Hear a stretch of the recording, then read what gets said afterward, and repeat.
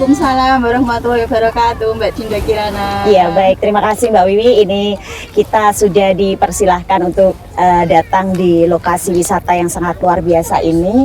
Tepatnya di Pantai Karangkebagusan ya Mbak Wiwi ya.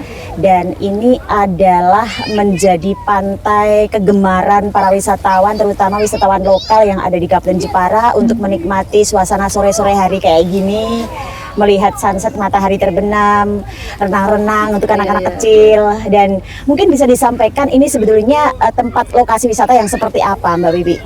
Oh, kalau ini Mbak Dinda Kirana, ini tempat wisata yang menjadi ikon Kota Jepara karena satu-satunya pantai yang ada di tengah kota. Kita dari arah kota paling cuma 5 menit kita sampai. View pantainya bagus, bersih, pasirnya putih. Menu-menu yang tersaji di sini semua harganya murah meriah. Jadi kita ke sini nggak ada ditarik parkir, nggak ada ditarik biaya masuk. Mungkin uang 20.000 kita bisa ngopi, bisa beli jajan, bisa beli popmi. Cukup itu, ya? Mbak Dinda, ya. Untuk wisata lokal itu lebih dari cukup. Lebih dari cukup ya. Dan untuk Mbak Wiwi sendiri, nama kafenya apa Mbak? Oh, kalau saya namanya adalah Adio Cafe. Adio Cafe ya, Adio Cafe. Dan di sini sebenarnya ada berapa kafe Mbak? Kalau di sini lumayan banyak ya Mbak Dinda ya. Ya kalau yang di sebelah selatan mungkin sekitar ada hampir 20 kurang lebih. 20 kurang lebih ya, di lokasi sini saja ya. Belum yang sono-sono ya. Iya. Dan untuk bisa menempati atau menjadi pedagang UMKM di sini, menempati lokasi di sini, seperti apa itu perizinannya Mbak? Itu kalau kita dari perizinan mulai dari tingkat kelurahan kita sampai beralih mengelola tempat wisata ini menjadi dikelola untuk masyarakat agar berdaya guna, bersumber, agar masyarakat kita khususnya ya Mbak Dinda ya di Karangkebagusan itu taraf perekonomian ekonominya mapan, nggak ada nyuwun sewu. Dulu kan ada tukang cuci apa gitu. Tapi sekarang sudah enggak ya? Sudah bagus ya. Dan ini setelah mengelola di UMKM di dekat pantai ini, kondisi perekonomian di Karangkebagusan sendiri seperti apa Mbak? Ya alhamdulillah perekonomian masyarakat kami sudah ada sedikit peningkatan. Cuman permasalahannya di sini bukan warga lokal tapi banyak warga yang dari non kelurahan kami. Oh juga ya, dari non kelurahan. Oh iya. Juga menghuni di sini ya Mbak ya, untuk UMKM di sini ya. Betul. Untuk omsetnya sendiri tiap harinya seperti apa itu Mbak? Kalau karena kita nyuwun sewu ya Mbak Dinda, kita masih alami, kita belum ada sentuhan dari dinas-dinas terkait, juga dari pihak manapun, baik dari kelurahan atau dari manapun ya. Jadi omset ya rata-rata per hari-hari biasa ya antara 300-400 itu bisa. Wah, ya kalau setiap hari ya itu ya? Setiap hari, Jumat, Sabtu, Minggu ya bisa melangkah di atas 600-700. Kalau rame itu ya?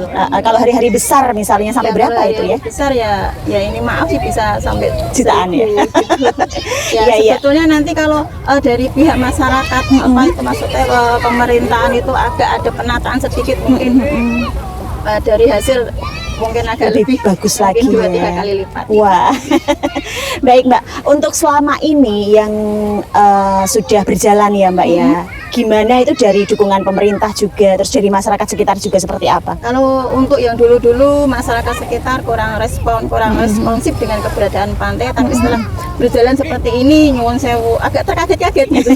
Kenapa ya kok dulu aku nggak mendukung Pak Pur, nggak mendukung Mbak Wiwi, gitu. Ternyata kok sampai selama ini. Mereka mau tarik tempat semua sudah penuh. Iya. Dan ini kebetulan sudah penuh, mereka baru berminat gitu ya. Iya. Terus cara mengatasi seperti itu bagaimana ya? Mungkin setoran-setoran ke kelurahan atau bagaimana? Untuk sementara ini kita semua masih free. Kakak. Kita belum ada setoran apapun. Baru mau ditertibkan, ditetapkan adanya pajak. Baru mau setelah keberadaan pantai kami seperti ini. Baru mau akan ada penertiban. Untuk Mbak Wiwi sendiri menempati lokasi ini apakah sejak awal atau baru-baru saja? Saya sejak awal Kakak. Sejak awal Sejak awal Mbak Dinda, karena kami adalah selaku pengelola, ketua pengelola, jadi kami tahu asam sampai Z. Istilahnya tentang perjalanan kami itu seperti apa, kami paham. Gitu. Yang dipinginkan ke depannya kayak gimana Ya, ya, Mbak yang Wiwi? saya inginkan ke depannya, ini semua khususnya kelurahan kami, Pak Lurah dan jajarannya, serta stakeholder yang ada di Jepara itu peduli dengan keberadaan pantai yang seperti ini. Indah, sunsetnya bagus. Ini adalah Tuhan memberikan anugerah alam yang sangat luar biasa. Gitu.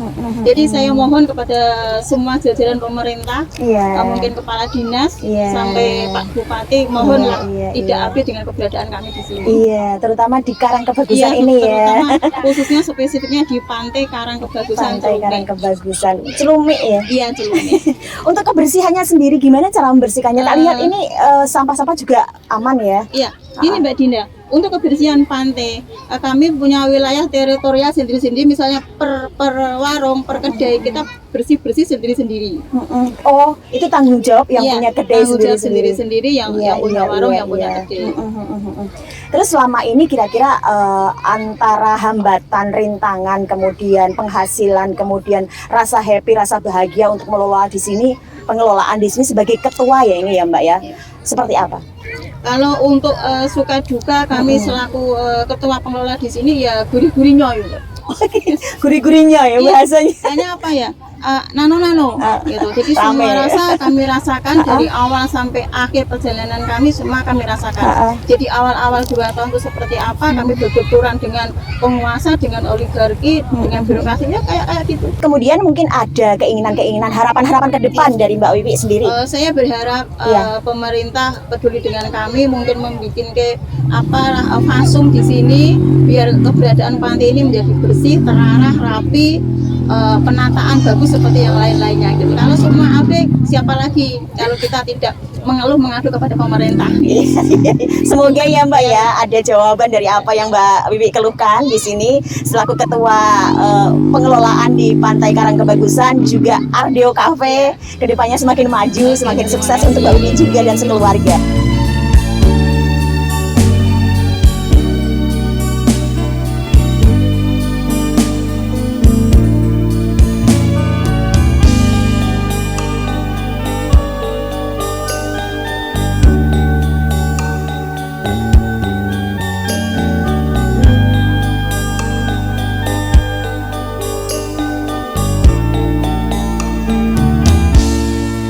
Konon dulu kerajaan Sima berdiri di sana. Jepara bumi Kartini panggilanmu. Raden Ajeng Kartini kebanggaanmu. Terdengar denting palu dan kayu di setiap Assalamualaikum warahmatullahi wabarakatuh, Bapak Eko Purwanto. Waalaikumsalam warahmatullahi wabarakatuh. Baik, terima kasih Bapak Eko sudah berkenan ngobrol-ngobrol dengan kami, wawancara di sini, sedikit menyepil tentang kondisi pantai wisata di Karang Kebagusan ini. Kami sangat tertarik dengan situasinya, dengan kenyamanannya, dengan lokasi-lokasinya yang asri, indah, dan ini banyak sekali peminat pengunjung, terutama masyarakat di Kabupaten Jepara itu Betul, sendiri. iya. Kayaknya wisatawan lokal ini memadati lokasi ini ya Pak ya. Bapak Eko Purwanto selaku Ketua Paguyuban, pengelola pengawasan pemanfaatan lah. Ketua Pengelola Pengawasan dan pemanfaatan sepadan pantai. dan pemanfaatan sepanjang pantai ini, sepandan pantai ini, mungkin bisa disampaikan seperti apa awalnya ketika Bapak Eko Purwanto ini menjabat sebagai ketua sehingga di sini terbentuk kepengurusan ini, Pak Eko Purwanto, silakan. Terima kasih atas atensinya. Iya. Kami memang peduli dengan lingkungan. Histori tentang Pantai Pelayaran ini memang setelah kami amati, kami lihat kok tidak ada kepedulian sama sekali dari pihak pemerintah, khususnya pemerintah desa, pemerintah kelurahan. Kami prihatin sekali. Pantai sebagus ini kok seakan-akan penguasa di kelurahan ini kok acuh tak acuh dengan adanya gitu Pak. awalnya. Awalnya seperti Itu Ya. tahun berapa, bulan berapa Pak? Itu sekitar tahun 2001 awal. Oh, Sekitar sudah lama Januari, ya. ya. Iya, Nah, 2021. kami sudah mengamati sudah lama, Mm-mm. tapi akhirnya kami memberanikan diri saya menghadap kepada Pak Lurah waktu itu. Pak Lurah, ini adalah teritorial Anda di Karangkebagusan. Ada panis bagus ini kok, kenapa Anda diam? Kami sebagai masyarakat biasa, kami peduli dengan adanya panis tersebut. Dengan tujuan apa? Bisa membantu perekonomian masyarakat Karangkebagusan, khususnya dari sekitar. Yang notabene adalah masyarakat biasa.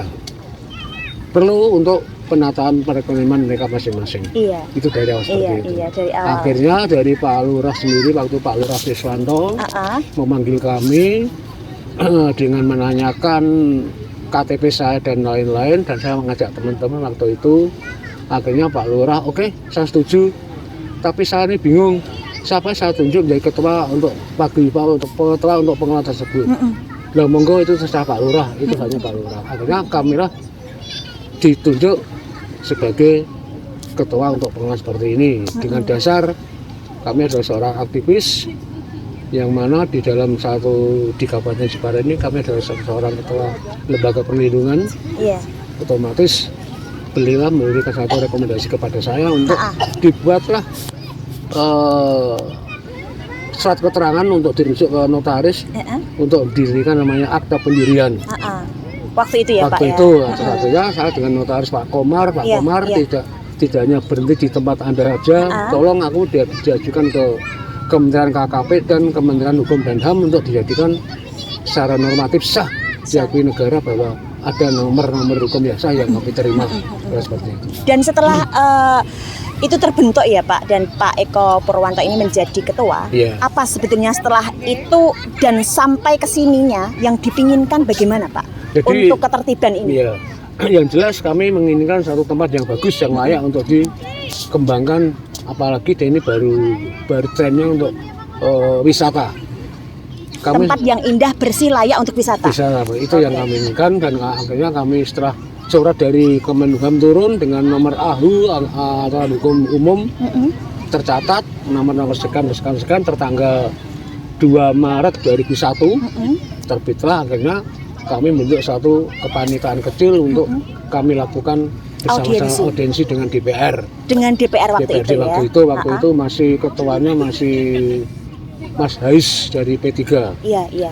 Dengan didampingi Ketua Komisi Mas Agus Sutesna, sekarang menjadi Ketua DPR saat ini. Apa hasil dari audiensi tersebut? Audiensi memang kami mengusulkan mohon untuk pemerintah daerah Kabupaten Jepara yang lewat via DPRD untuk pengesahan untuk menjadikan tempat wisata.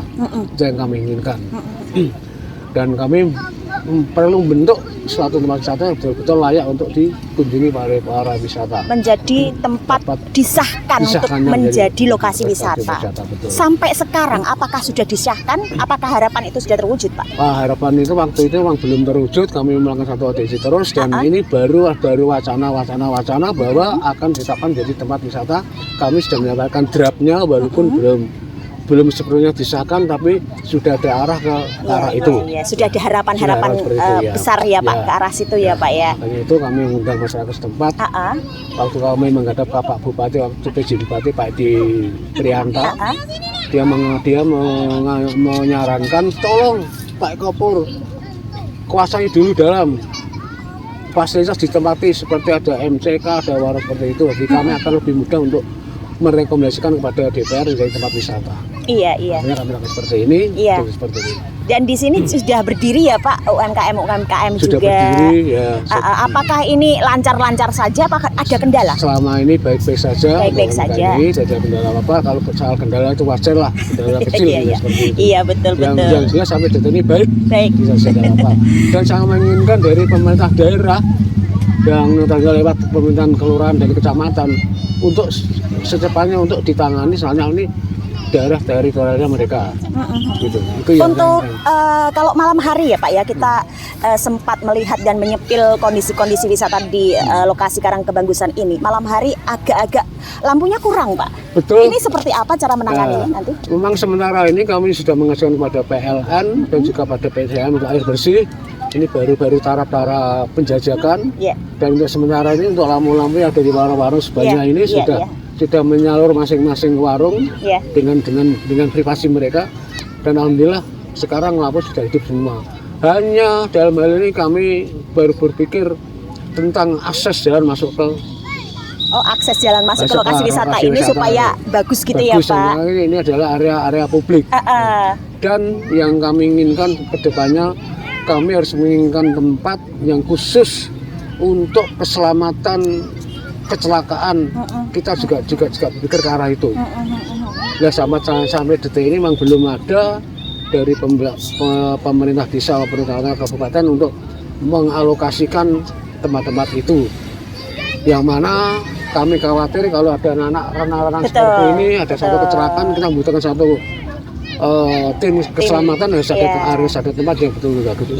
Itu harapannya ya Pak ke depan ya Pak ya. Untuk saat ini ditangani sendiri-sendiri ya Pak ya kalau memang ada kejadian-kejadian. Tetapi semoga nggak ada. Ya mudah-mudahan tidak akan terjadi apa-apa di sini. Iya semoga tidak terjadi apa-apa. Tetap kenyamanan, keamanan, keselamatan. Memang kami dengan teman-teman ini memang kami jaga bersama-sama. Iya dijaga bersama-sama saat ini. Dan ini harapan dari Bapak Eko Purwanto ini kedepannya nanti ada dari tim pemerintah untuk memperhatikan hal itu ya. Ini kelihatan sudah ada tanda-tanda arah masuk arah itu dengan dibuktikan ada batas-batas seperti itu. Misalnya menurut PP 51 2016 itu tentang batas badan pantai itu juga dari air pasang tertinggi 100 meter ke arah darat. Itu milik badan pantai. Iya Pak. Selama ini terus terang keberadaan kami dan kawan baik-baik saja. Baik-baik saja, alhamdulillah. Untuk semuanya guyup rukun ya Pak ya. Untuk pengelola UMKM di sini juga semuanya kompak. Alhamdulillah. Harapan dari Pak Eko sendiri untuk kedepannya semoga ini tetap berjalan dengan lancar, kondusif seperti apa? Dari pihak pemerintah daerah memperhatikan dan memberi satu kesempatan kepada kami untuk UMKM untuk mengembangkan program masing-masing. Itu harapan kami. Aman, tentram, tidak jadi apa-apa, sesuai dengan aturan atau normatif yang ada yang kami inginkan. Itu sebenarnya seperti itu. Aman, tentram, tidak terjadi apa-apa sesuai dengan normatif yang sudah ditulis dan ditentukan. Sunsetnya juga bagus loh Pak. Wah, keren. Ini apalagi ini pas tengah seperti ini. Ini menjadi terkenal di sini setelah terjadi satu TikTok tak apa itu akhirnya banyak warga luar kota yang datang ke sini. Contoh nih, teman-teman saya dari Jakarta, beberapa mobil sampai sini lihat seperti ini. Hasil dari foto saya kelihatan sangat jelas ini dari pantai Karangkebagusan. Kalau dari pantai arah lain nggak sampai kayak gini Pak. Ini keren dan bagus. Semoga berkembang pesat untuk pantai di sini. Pak Eko Purwanto semoga lancar terus, sehat terus, dan sukses selalu Pak Eko. Dan ini perlu kami tambahi sedikit Mbak tentang SK yang dari Menkumham nomor sekian itu sepanjang 2.600 secara pantai pelayaran. Itu secara sah seperti itu. Oh ada ukurannya. Ada ukurannya ya. Iya ada ukurannya. Itu harapannya. Dari sudah tertulis ya. Tertulis dari tempatnya sana, ujung sana sampai ujung selatan sampai ujung utara sampai ujung selatan sana. Ada ukurannya, batasannya ya Pak. Itu yang kami harapkan seperti itu. Tidak terjadi apa-apa, apalagi perebutan lahan ini dan itu yang kami inginkan. Tidak ada terjadi perebutan lahan, lancar terus dan itu sudah ada SK-nya ya, berbadan hukum juga. Betul, itu yang kami miliki saat ini. Yang dimiliki dikantongi saat ini, aman terkendali. Untuk Pak Eko Purwanto sebagai ketua, semoga lancar. Dan paling penting kami menginginkan juga nanti view untuk pantai ini betul-betul bersih kelihatan. Apalagi saya juga akan mengkritik juga dengan dinas lingkungan hidup seperti inilah keadaannya kotor seperti ini. Ini memang pelan-pelan ya Pak ya, nanti ditata dengan baik. Terima kasih Pak Eko, semoga lancar terus. Assalamualaikum warahmatullahi wabarakatuh. Waalaikumsalam, terima kasih.